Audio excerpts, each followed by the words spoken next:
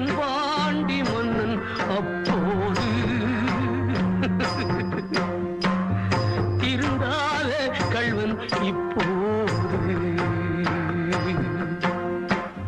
முறையாக எண்ணி செய்த முன்னோர்கள் நீதி எல்லாம் என்னோடு கெட்டு போயாச்சு. எனதாவி பட்டு போயாச்சு. அந்த